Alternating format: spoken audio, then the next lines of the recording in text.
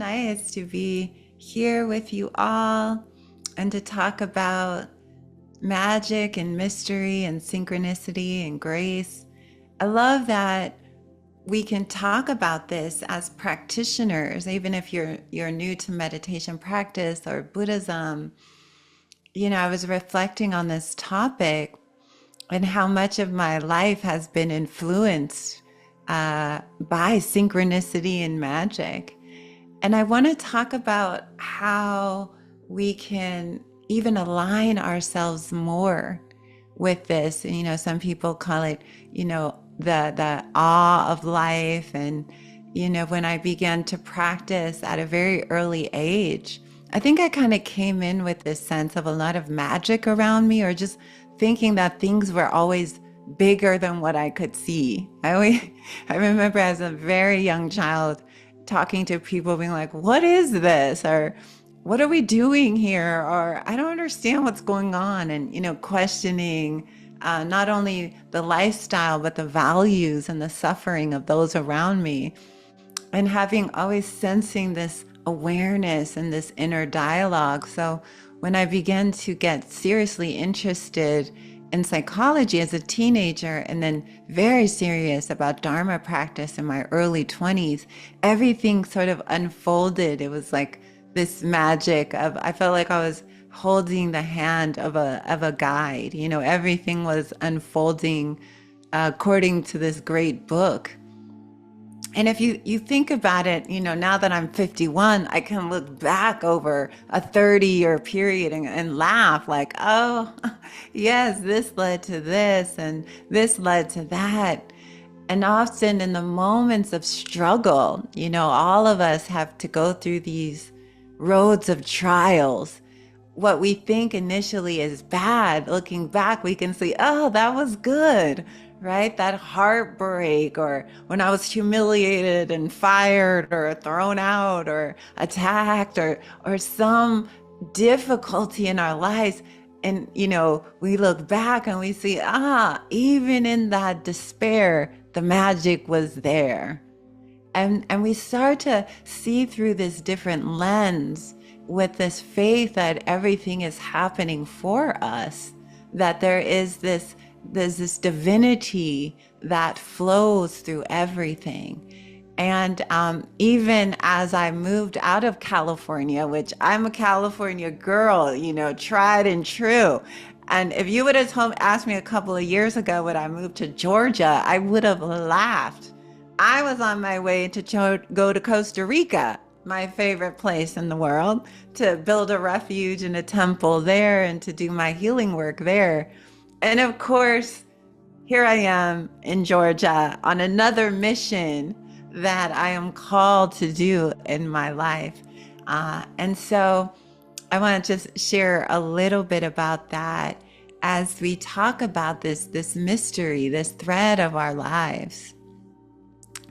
So I want to first start with a powerful way that you tap into this power or this frequency, or how you can invite it in, or really it's about awakening to it.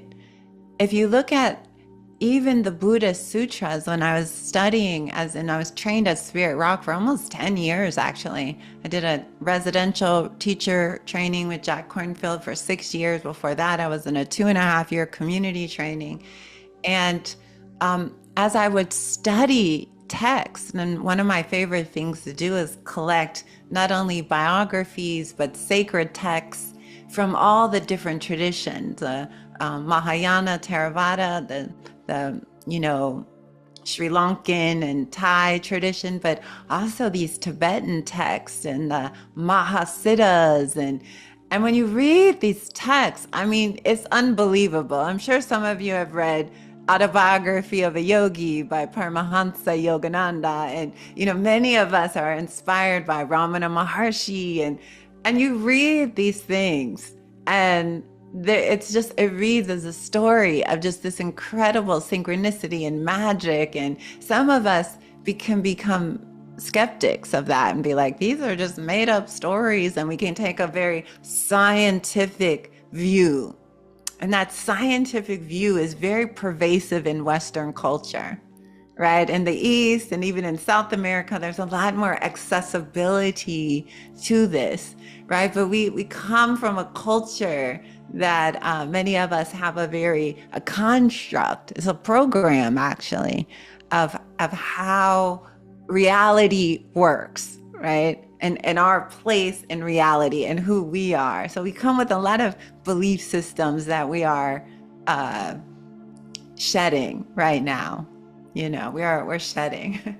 Recently, someone just forwarded me on like one of those memes of that scene where in Star Wars where Yoda's training Luke, because we're always talking about we have Jedi training right now, and he's training Luke, and he tells him you must unlearn everything that you have learned. Right? This is stage one, right? And we're kind of going through that right now, this great unlearning where how we perceive things to be are not actually how they are, right? And there's a difference in that.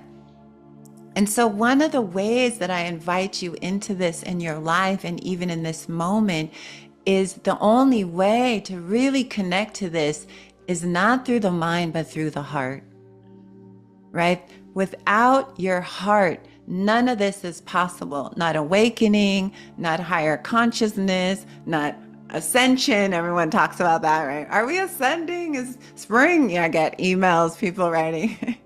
Is Harriet Tubman ascended? Are we? I'm like, how you know you're ascended is how your heart is. I tell people, don't worry about anything else.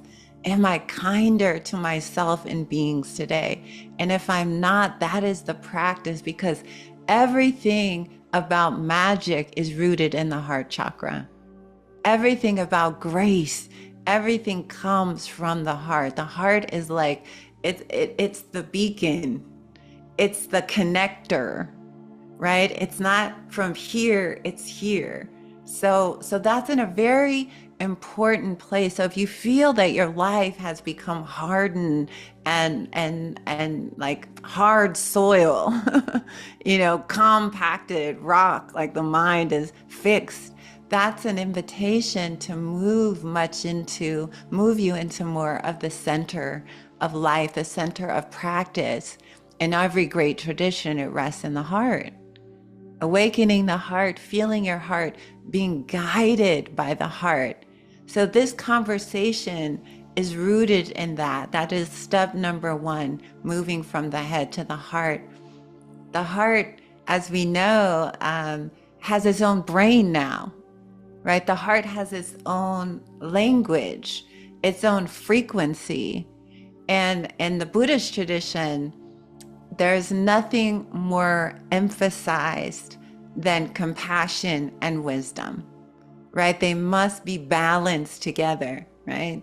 Deep compassion. My Tibetan teachers, I used to, when I was very young and I would study with them, they would be like, you've got to have this compassion spring, this unbearable. And I'd be like, God, okay, calm down. Okay, I was unbearable. I didn't really understand.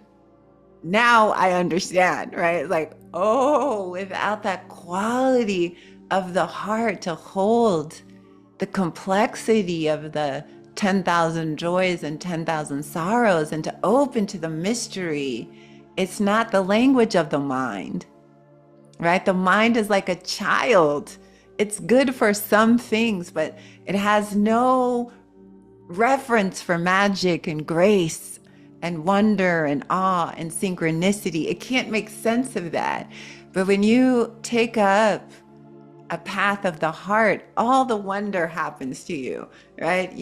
Try this for the next month. Say, I'm going to really focus on the heart. Every day every moment I go out on the street, maybe there's somebody outside who feels scary. We open with heart, we move with heart. You will be surprised at the magical day that you will have just rooting down in that, right? And I have friends that, very blessed to have a lot of elders in my life that have mentored me, not only Jack Kornfield, but others.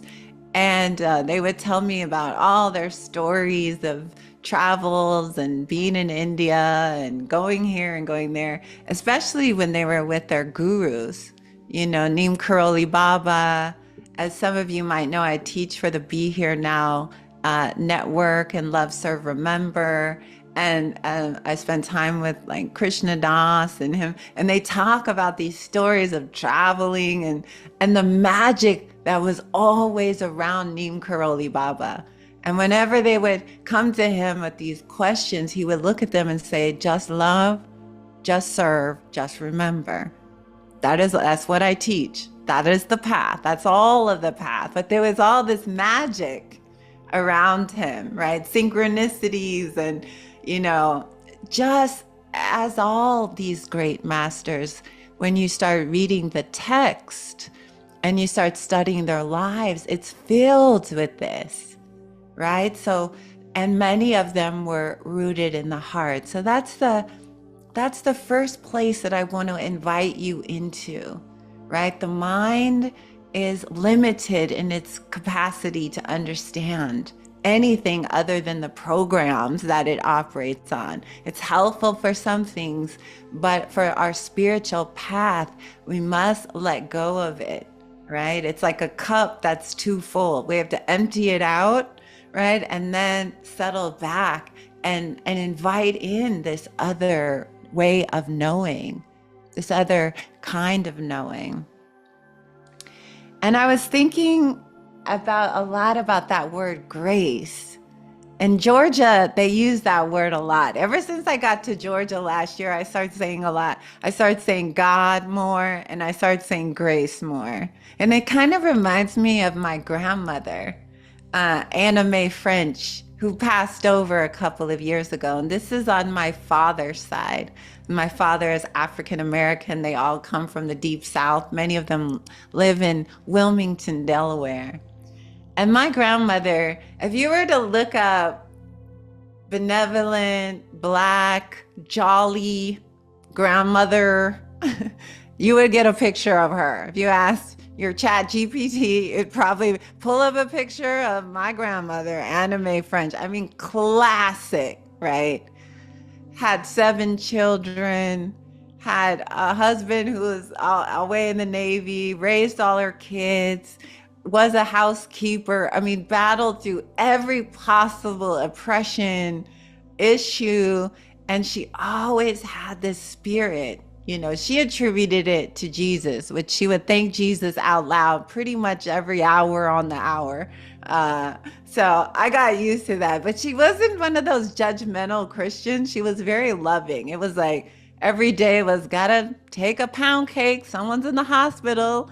Let's get this. Let's get that. You know, she would move from that place of just this constant flow of love. And there was always this magic around her, right? There was never enough money and it would always show up at the last minute. You know, there was this living on the edge. But in her mind, it was never the edge. It was ever grace and love. And so I learned a lot from her about this word.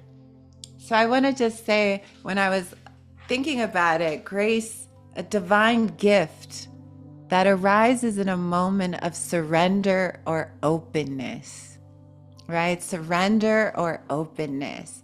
And so I think this is a really important part. So we talk about love, and then let's talk about what does it mean to surrender, right? And this is hard, okay, everybody. I know this when we tell people just surrender. Like, we're fighters. We grow up in this culture, and it's like hang on, grasp, cling to the end, fight. You see this in the collective right now, right? Even fighting for things that don't even matter. It's just the fight, right? We're in it for that fight. And the idea of surrender, well, just take that in. What is life asking us to surrender to right now? If you just reflect, what am I surrendering to? And I learned a lot about this when I first started visiting the Amazon rainforest in 2007. I jumped on a plane and I went down to the jungle to work with plant medicine to heal trauma. That was my goal, was to work with my trauma. I was very, very drawn to that. It was a series of synchronicities that led me down into what became a part of my path, not only as a Dharma teacher, but as a medicine guide. But for years, I just worked with it, healing, healing. And when I was in the jungle and we'd be in these ceremonies, I would be asked to surrender. And that was so hard. It was like, can I surrender this? Can I let go? And a lot of times it was like, no, not yet, right? And it would just be this battle of wills, and I'm fighting myself, right? And I saw this as I was working with also many other guests and people seeking healing in ceremonies. I would have to often remind them, some of them, we have to let go, right? We have to surrender to the moment. We have to surrender to this feeling. We have to surrender to life as it is, not how we want it to be. So grace comes with that, right? It's the wisdom to let go. It's the wisdom to bow. A lot of our practices are about bowing, in the Kagyu tradition, in which I was trained for a lot of years, also in the Thai forest tradition, but especially in the Kagyu, is like I had to do 108,000 prostrations. That was the assignment. So imagine it's like bowing, and each time with the bow, you start to surrender, but the mind can fight it. It's like, oh, like you feel, they say it purifies your body, right? You start resisting, it brings up all these emotions and purification, right? Because the ego is always in a fight for what? Itself, right? Some kind of supremacy, some kind of power over. And to surrendering is a very powerful thing to do, to stop clinging and let go. Right. So I didn't complete my 108,000 prostrations yet. I'm about on 40,000. But I'm going to keep going. It really is just a number, right? But it's like, do it for eternity. That's kind of it. You do it forever. You keep bowing down to something greater. We bow down to the universe. We bow down to all that we don't know. The mind might think it knows something, but the deeper I get on my path, the more I realize I know nothing. Oh my God, I'm just at the beginning. I always say that. Oh, I'm at the beginning. I know nothing. And every day I try to clean the chalkboard and come with that beginner's mind, right? Like Suzuki Roshi and the beginner's mind, everything is possible. Don't become an expert, everybody. Please spare us the expertise, right? Just come as a humble being, right? Heart open. What can I learn? Then the magic and the grace comes in. And the synchronicities, that's even more divine. As I look back now, I just laugh like, whoa, this is so powerful. Synchronicity, meaningful coincidences that feel guided by a deeper, unseen order. Synchronicities that feel guided by a deep, unseen order. It's like the universe itself, right? It feels like it's orchestrating not only your healing, but your liberation, your path, right? Your path forward.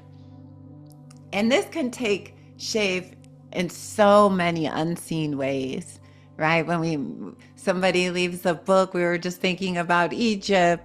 Somebody walks over, knocks on the door and goes, hey, I have this book about Egypt. I just, for some reason, wanted to give it to you. Or, now it's the algorithms on our computer. Like we're thinking about something and then all of a sudden a YouTube video pops up. We're like, wow, I was just thinking that, right? Or all this interesting synchronicity. We want to meet a teacher, all of a sudden they're there, or we have a thought about something and it appears. And synchronicities of meeting and people and places and teachings is really, really true. these divine synchronicity, these moments of grace, these moments of connection. And it feels so wonderful when it happens. It gives you goosebumps, right?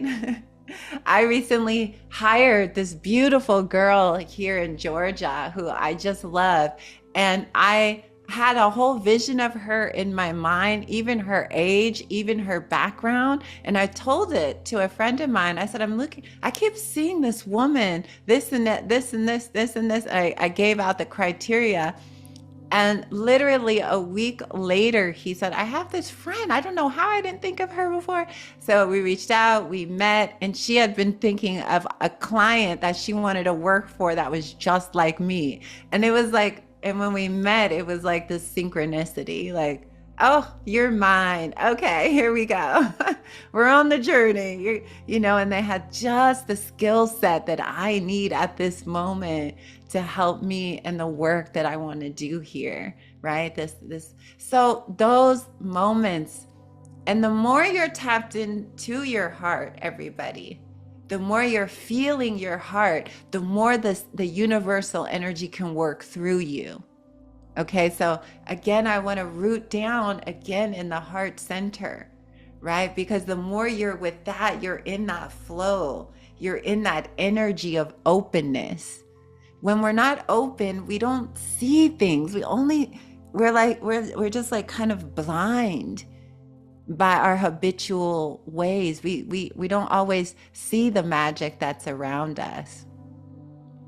For many years, I never talked about any of this. And only in the last couple of years, I have talked privately. But in this next year, I will be talking more and more about not only synchronicity, but higher consciousness, connecting channels and portals and grid working and light work, because I feel that it's so connected and yet deeply rooted in my Dharma. Right? And talking about siddha powers and just higher consciousness. We are really in this powerful place where the veils are very thin, everyone. Right? There's a very thin veil between our world and other worlds. In fact, you see even all of these, I guess I call them, extraterrestrial sightings or whatever. But now there's just spaceships everywhere. They don't even talk about it. They're like, yeah, we don't know. They're all here. They're here. It's just this veil of illusion of that we are separate here, isolated. We're in a 10,000 world system. Every day they're finding hundreds and thousands of new universes, everybody. Take that in. This thing is bigger than we know. Right? And so there's a way which the mind can't handle that, but the heart, it's immeasurable. It's so vast that it can hold that, right? The fact that our truth is we are light beings just having a human experience, right? This is avatar form here, right? This is we get to experience a kind of reality, but don't forget that you come from a vaster reality. This is the human realm, but yet we are connected to so much more. All of my years in the jungle showed me, and also my own meditation practice. As you practice more and more, you see more and more. And when I would study the Pali Canon and all these texts, I would ask the teachers, why aren't we talking about this? Look at this part where the Buddha built a magical bridge to the God realm of the 33 to talk to his ex-wife. I mean, this is incredible. Or to give a message to his mother. And I'd be pointing this out. But again, at that time, it was like, that's not helpful. People just need the practical. And we do need the practical. But to forget the magic is also not wise either. So we live in this balance, right, between this conventional world. And Ram Dass used to always say, journey in the cosmos, but don't forget your social security number, right?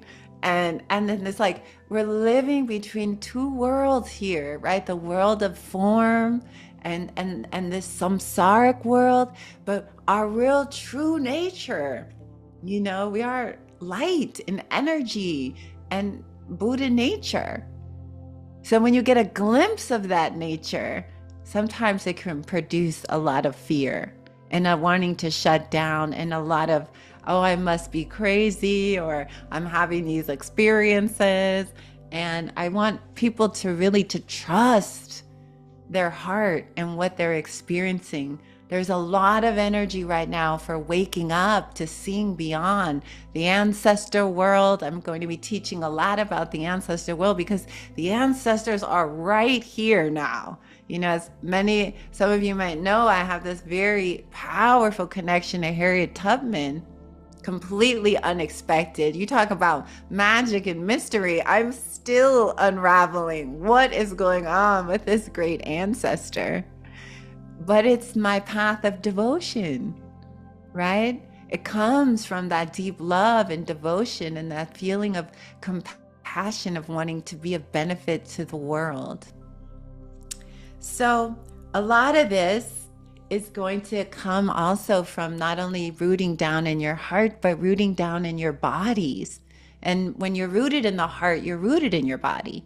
That's the beautiful thing. When you know how you meet people and you think, wow, that person really lives in their head, you don't feel their heart, right? You just kind of feel the program of what they're trying to get or get you to get or manipulate. They're just in it. They're a salesperson, basically. I always feel like people who live in their head are just like, they're kind of like the pop-up ads on stuff. It's like, okay, here we go, right? Love wants nothing. The mind always has an agenda, and I can just feel it on people right away. And I'm compassionate. So I'm like, okay, here we go, right? But those types of people, they don't feel grace in their life, and they'll try to convince you that it doesn't exist, right? They'll try to convince you this is all there is. And I'm just here to say that that's not all there is. There's a lot more that we can tap into. And also to ground it, though, in our bodies, in our practice, and to ground it in your motivation. As you open up more, what is your intention, right? For me, everything is about bodhicitta, for the benefit of others. I want to awaken to my true nature so I can be of help, right? So I can support the great turning that we're in. And we all need our superpowers right now, right? More than ever, right? It's a tsunami of greed, hatred, and delusion. Like, I'm sure it's been like this on the planet before, but my God, it is sweeping the world. And so this is often the time where we find our magic, right? If we don't have that pressure, we kind of need something to get us out of the sleep spell, right? To get us off Netflix and chocolate and kind of this checked out, right? It's like you need in every great myth, when you study mythology, which I do, stories and myths from around the world, there's always those characters that get everybody going, right? It's like there was the peaceful village, and then all of a sudden the dark comes, and it's Lord of the Rings. It's like it's all of that, right? And then you have to find that magic, right? The power you cultivate the power, and it's in you already. But what we do is we cultivate the power to expel the obstacles, to dispel them. So this is very powerful for us, right? We're in this time. So the mystery and the grace and the synchronicity, and maybe even coming on this call today was synchronicity for you. Maybe there's a message that you're meant to hear, or there's something that, as Eric and Peggy set up this series, they did it to inspire them, but also to inspire others. I was encouraging both of them, keep this series going, don't end it. Have a branch. It's like the mystery school, right? And it's the mystery and it's through the heart.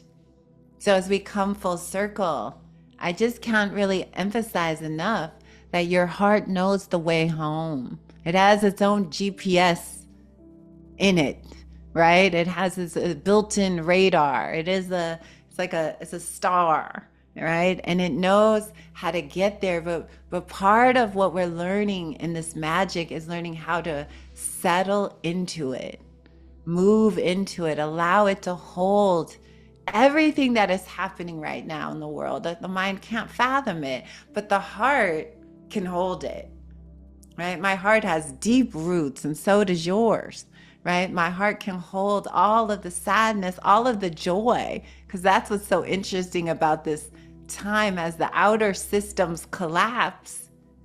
This is also mirroring our internal internal systems, which is good, right? The programs internally are being mirrored by the external programs. And as those go down, right, as the kind of I keep seeing this time like a construction site.